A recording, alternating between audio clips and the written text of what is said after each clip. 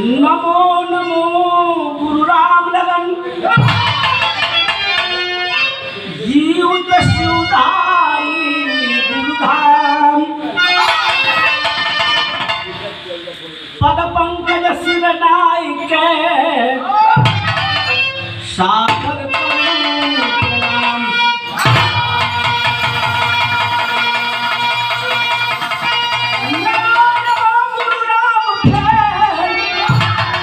साथे देवकी नंदन राम कन सभा में करता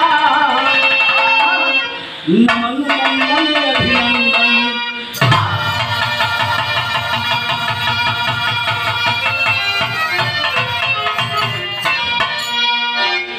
कवि बाबू राम यादव श्याम लाल लखनदन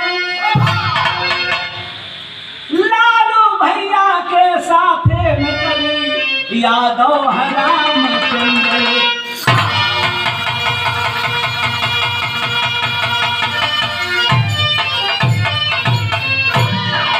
उपस्थित यहाँ जनमानस कवि कलाकार अग्रज हमारे राम विश्वकर्मा संग में रामाधार।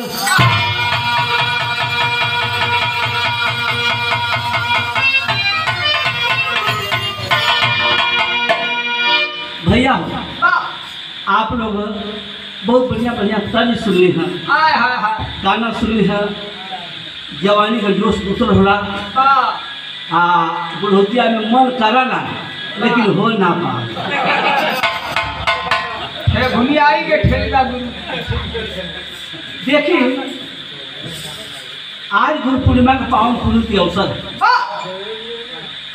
सावन के पूर्व संध्या पर हमारे विचार है कि हम दूसरे कजरी गाते हैं, समय का मांग है। और फागुन मास में आप देखिला कि मर्द अपने मान में ना रहे। आई सावन मास माता बहन खातिर है। एक बिरहनी है, पति प्रदेश है, बेताब है, बेचैन है, बेकल है एकदम। आज मेरे बांध का पानी हरकत कब बांध तोड़ न दे। तो बेचारी सोचे थे का देख दे के इबादत आदिम दिन फुहार दे के सोचे थे का सोचे थे